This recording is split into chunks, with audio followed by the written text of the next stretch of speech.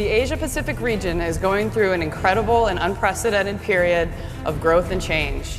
Its $350 billion in travel bookings accounted for more than a quarter of the world's travel market in 2014. Mobile is skyrocketing and investment is pouring in to the tune of $2.2 billion in 2014 travel startup funding. Today we go in depth with key players in APAC's 3 biggest markets. First, from China, the travel world's first leapfrog, where more than half of online bookings will come through mobile in 2016. Our first guest is Chief Strategy Officer at Alitrip. Please welcome Sherri Wu. Oh.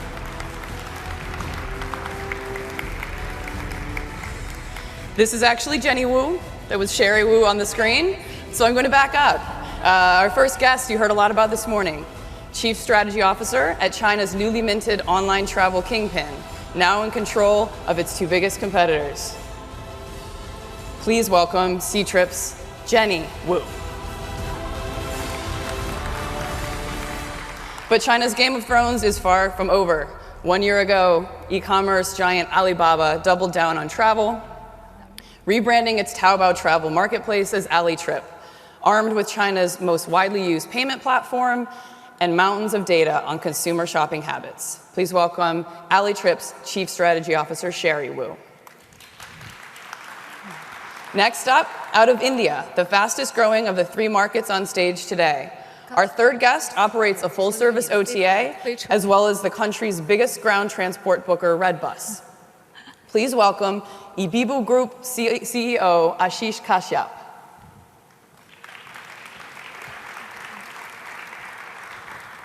And finally, Japan, an early online travel leader in APAC.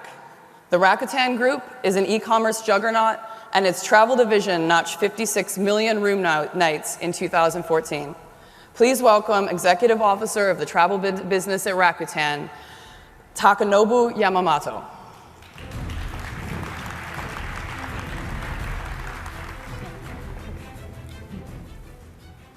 So welcome. I'd like your help in setting the stage a little bit more. So when the 4 of you look at your respective markets, looking ahead at 2016, what would be the one word or the short phrase that characterizes where online travel is going in the short term? Let's start on the end with Taka. Yes, inbound and regional competition. Inbound and competition? Regional competition. And regional competition. Inbound, tons of growth, especially within the region from China and Korea, correct? Yeah. And of course, gearing up for the Olympic Games in Tokyo in 2020. Great, Ashish. Yeah, so mobile and more mobile means eating everything really fast, hyper competition, and yeah, these 2, and of course accommodation play, which was kind of sleeping in the past few years. So these are the 3 key trends for 2015. Great, Sherri. I think I will just use one word, disruptive. Disruptive. Yes. We look forward to that. Yes. Yeah. Yeah. I think, actually, I discussed with Maggie just now what's the best word to describe the situation in China. And we think, both of us, we think probably the flourishing and dynamic can be like 2 major characteristics of today's market in China. And that's referring, I think, as you mentioned, we did talk about this a little bit. And I think that is referring to some of the innovation that's coming from smaller players as well, correct? Sure. But can any of them compete anymore with such a big presence at the top of the food chain? Actually, by flourishing and dynamic, I see 2 things. First one, we see the great potential in China. The market size is enlarging in a rapid pace. And usually we see in the next several years, we believe China's GDP growth will be roughly 6 to 7%. And the general travel industry may grow about 10 to 15%. And we see several sweet spot of the growth, like the leisure travel, outbound travel, on mobile travel, each of them, they can grow about like 15, 20, even 20 to 30%. If the market continue to grow in such a way, the market size may be like 2 times, even 5 times in the coming years. So we see such a big market opportunity ahead, obviously attract a lot of players. And in terms of the dynamic I see, compared with a couple of years ago, in China, on my observations, a lot of the players is playing a very traditional way and focus on the legacy, hotel booking, air ticketing, or the very traditional way in handling package tour business. Right, but right. now, if you look at China's situation, we, on top of a lot of big guys and traditional ways, we see many people are trying to exploring different verticals.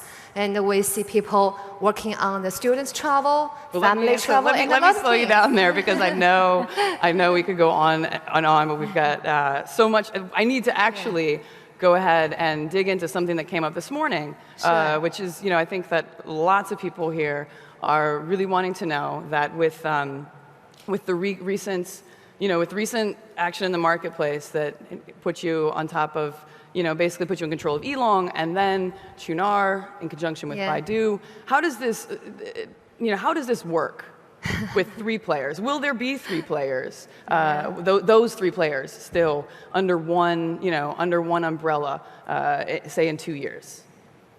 I do not like the word of control.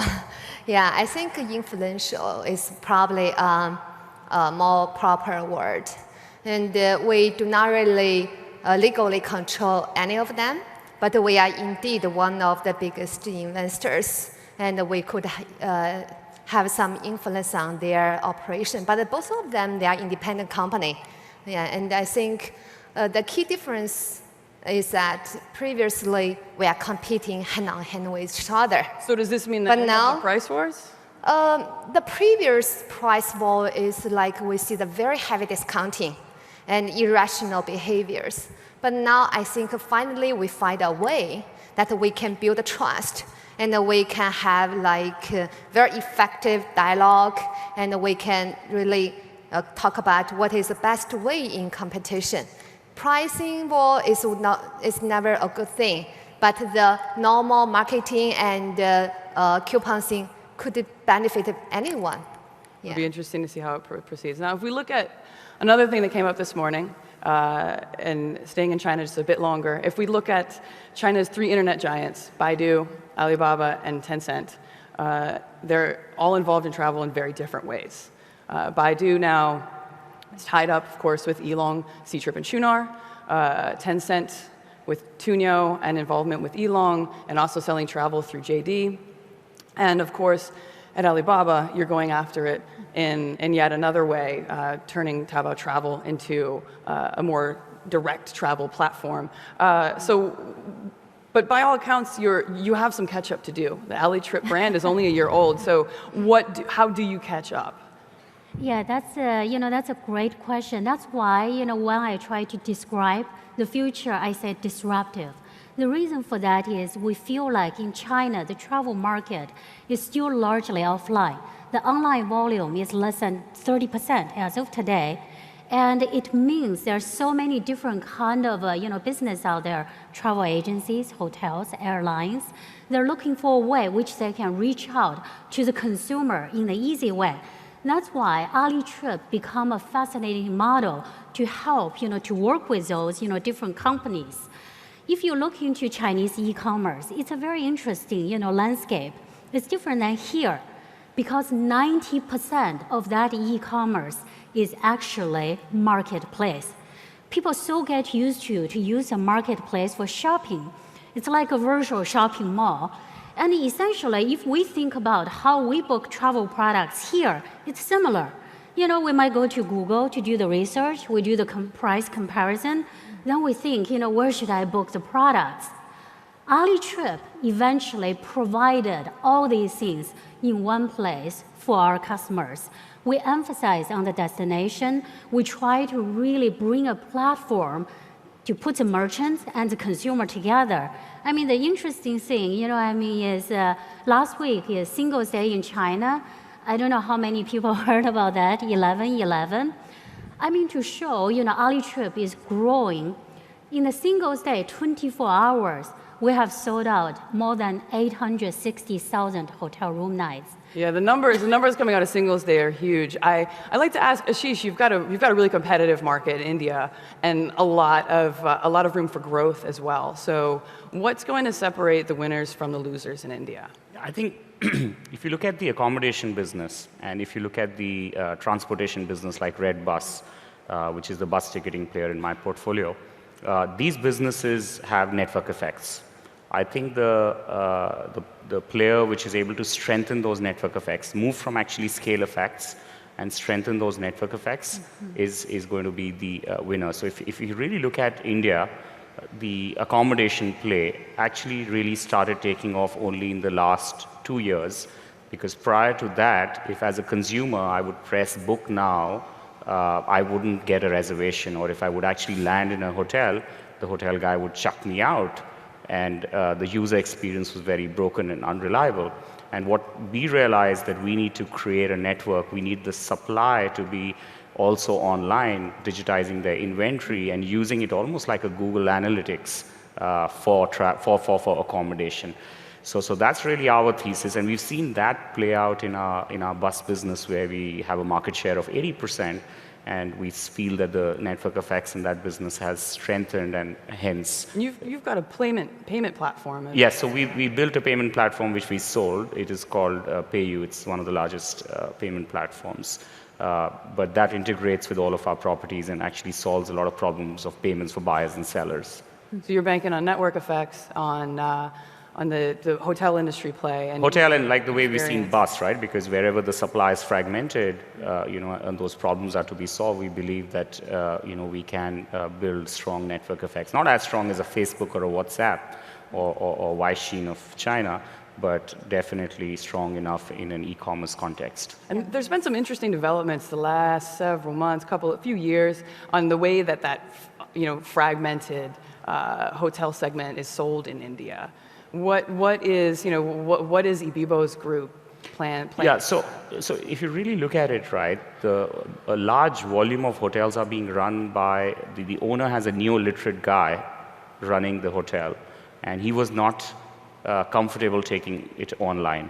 And that's the real problem that we solved by actually giving a mobile app in the hands of the most illiterate or a new literate guy, the boy who sits in a 10-room hotel, to be able to ensure that not only is he uploading the inventory regularly on that system, but is also seeing simple dumbed-down data points, which tells him if he was to take these 5 actions, he would be able to make another $10,000 on his property. Yeah. So bringing on those independent players, which I know that Rakuten, and I know that in Japan there's also a big and very dynamic, unbranded hotel segments. And Rakuten was a presenter at TIS and had some interesting new ways to bring hoteliers online. How is that going? So, as a marketplace for hotels, initially you focused on the variety of the products and getting the best price and the inventory, but these days we're changing the focus on giving the best choice for best matching for each individual travelers. As at the end of the day in Japan, like as you said, there are lots of individual hotels without big brand name. So we need to describe the unique attractiveness of each hotel, and we need to recommend the best hotel for each user. And luckily, as being part of the Rakuten group, Rakuten group has 100 million memberships in Japan, with lots of the transactional records on the e-commerce service or financial services or digital content service. So we could have access to those data. And it's member only in a sense, right? It's basically member only, mostly membership based. So what we care the most is, we care about the transactions, but the KPI we care about is the customer review. So what are some of the things you're able to do with that user data, which I'm sure Sherri is also going to want to talk about, the user data that you have from other online shopping behavior and even some finance, correct? What are the easiest point to be at the end of the day, we want to personalize the sort order and other things, but at this point, what we are doing right now is more on the marketing side, which hotels to be recommended. If, for example, if you continuously buying the pet food on the e-commerce service, how about recommending good hotels? I mean, hotels with the good customer reviews, with with staying with the pet, kind of pet enabling hotels type of thing. So, I mean. Great. So can you share, I wonder, Sherri, can you share some of the inputs that some of the other purchasing behavior that you're able to use to build the right travel marketing proposition? Absolutely. That's something which is fascinating. The reason is I think we're in a similar situation like Rakuten. Alitrip is part of Alibaba family. So essentially we have more than 400 million registered real name users inside the family already. That is why, sometimes I was joking we're a startup, but with a big family, Alitrip today has more than 100 million registered users already. However, if you sit on the data and do not use it, then the data, is just, some bytes, in there.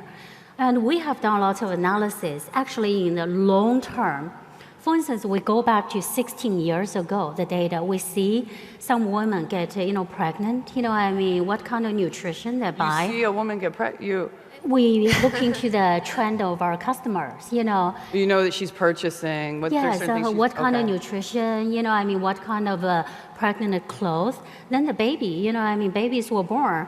What kind of formula, what kind of diapers, they're buying. Then we cluster those people together, look into their visa, application data, because we're also the largest visa, processor online, as well.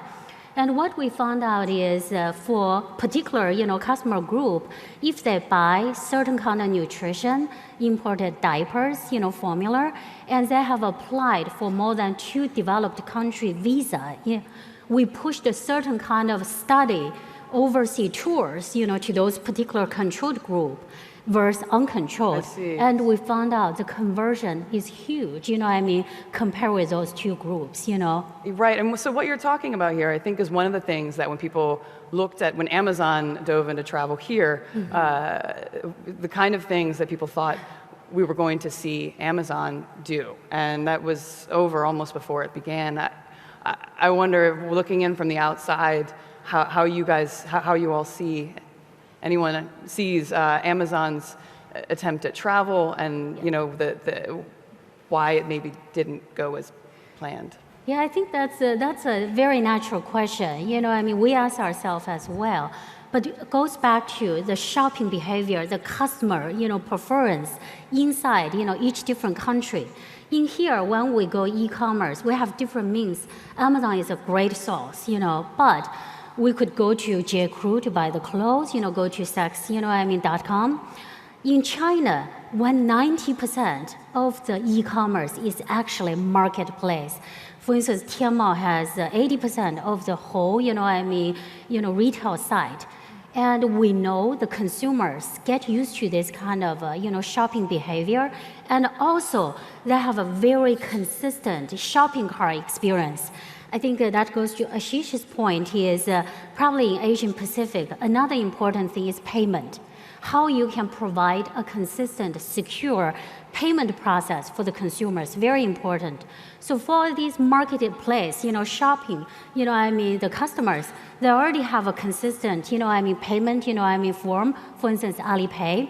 So in this case, it's very easy to tell them, hey, there's travel product as well. So Alipay has been definitely been a huge support in getting travel online generally, I think. But looking beyond each of your borders, everyone's doing something. You're all still pretty domestic focused, but Rakuten and Ctrip and Alibaba, your parent company, has investments abroad. Everyone's doing inbound and outbound business. I think everyone has multi-language sites. What are some of your ambitions to go abroad, or do you have ambitions to go abroad in the region? For Ctrip, our mission is to provide the travelers, Chinese travelers, the best product, best service, and the best price. So we generally will go where the Chinese travelers go. And now we see the big trend is outbound travel. We see more and more Chinese people go abroad. So naturally, we will follow them. And then we even make preparation ahead of that. So by product offering wise, now we are working globally with a variety of partners, international airlines, hotels, agency, and even individuals to make sure wherever they go, we will have the best product for them. Right. So outbound traveler is big. What about the untapped markets or under-tapped markets, emerging markets in Southeast Asia? Any plans to go that direction? Actually, Chinese people, when we observe their behavior, their first stop usually go to Hong Kong, Macau, and then Asia Pacific area. And then if they have money and time, they will go to Europe and the US. And now we even see more and more people try like the Africa and Australia or something like that. Yeah, and so, but anyway, if you look at the potential, there are only roughly 5% of the population in China, they have the passport. And so everywhere globally, I think you will find a lot of Chinese. Right. Now, Taka, you mentioned inbound as a really key driver, really key point in the Japanese market going forward. So what is Rakuten doing to? So we see we see the big potential for the regional travel in Asia. As in the past, say 5 years ago, when we talk about Asia travel market, it's actually not really the Asian market. It's more of the summing up each domestic market in India, China, and Japan. But with the big growth of the Chinese outbound market and with the expansion of the low-cost carriers, now Asian market is getting connected as a regional market. That's where we see the opportunity. And in Asia, like in Japan, there are tons of, in Taiwan, in Malaysia, in Indonesia, there are tons of individual hotels to be properly presented on the marketplace. Yeah. So that's where we could use our the strengths we've learned in Japan in the Southeast Asian region. So that's where we're expanding our business together with the Rakuten e-commerce. Right. And Ashish, I know that India, like I said, very, very competitive internally. So how do you look beyond your borders? So businesses where, like our Red Bus business, we just actually took it to Singapore and Malaysia. In fact, it was a very, very bold step because typically Indian entrepreneurial ecosystem finds it hard to take things outbound. So we just actually launched, let's see how that plays out. But clearly, I think that's one asset of ours where we have the secret sauce to build it into multiple markets. When it comes to accommodation, it's very underpenetrated right now. It's hardly 12% penetration. And there's a huge amount of work to be done. And within India itself, there's a huge headroom for growth. So if there are 250 million internet users, there is just still 30-odd million internet users buying travel online. So there's a massive headroom for growth for us to actually focus, at least for the next 2 years. But I think the one nice thing is that the technologies that we are building, the underlying aspects that we are building, it's at a pretty much global scale. Having now spoken to a lot of global online travel companies, I think we would be, in some aspects, our playbooks and our technologies may be actually ahead of the game. So if the opportunity arises, if penetration takes a tipping point in the country for travel, then we would actually explore international markets because travel is a cross-border transaction in another use case, right? So yeah, it's pretty safe to say, I think, that any OTA that can compete in one of these huge and massive markets has the technical capability, certainly, to take that elsewhere. So that'll be great to see. You also mentioned mobile in your your introduction, and we know that the growth in China has been lightning. There's this app usage is also really high. So apps versus mobile web. I'm curious how that looks in Japan and India. I think in China, our data shows over 70% of mobile bookers of air used an app. What does that look like for each of you? Yeah, our number is like the 35% on the booking basis, but traffic basis 50%-ish, and maybe differently from China. We do have more mobile bookings from the mobile web than mobile app at this point. So still mobile means both app and web. Maybe it's coming from the historical reasons of many of our users or repeat users, loyal customers. So they are very used to using it on the PC service, especially on the business side. So if we just focus on the leisure travel, then the ratio goes up to 40%. Are you still seeing a lot Maggie, of... we've got a question from the floor, right up here. It was something you... Hello?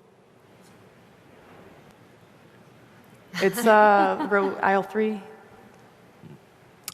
Check 1, 2. It was something you guys were just kind of covering, but I'm really interested and excited, particularly when thinking of the Chinese market and just the massive number of people. And I think that kind of is the excitement is demonstrated by Alibaba selling out 800,000 room nights in one day. Are you seeing any other, so it's kind of like a fire that's being created, and are you seeing any other kinds of interesting customer behavior or mimicry of other markets that might be opportunistic to tap into? You were talking about, Takanobu was talking about preference setting, which I know is something I'm very interested in, and people traveling with pets, but bringing all of these assets online and allowing people to participate in them, it seems like buying a hotel night and traveling somewhere is a new firestorm of thing for that market. And if I can take that, if I can take that and just spin a little bit, because I think something related to that I'd like to talk about is the sharing economy, which light years ahead in mobile, but the sharing economy, which is huge in, say, Airbnb growth in U.S., Europe, not as big in your markets. Real briefly, because we're getting down in time, but what's holding it up in China? Oh, you mean sharing economy in travel space? That's right, in the travel space, Airbnb-like model, for example. Actually, I think the sharing economy is showing a different format in China. Okay. And C-Trips we cultivate a company called Tujia.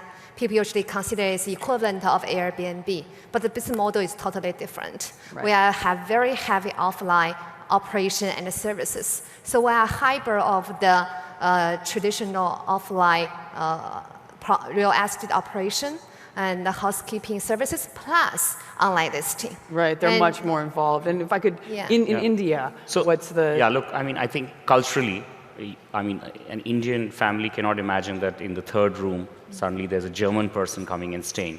So I don't think that part is going to happen that easily.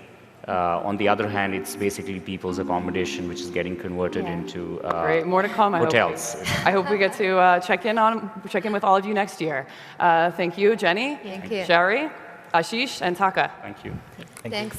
Yeah, thank you. Yeah.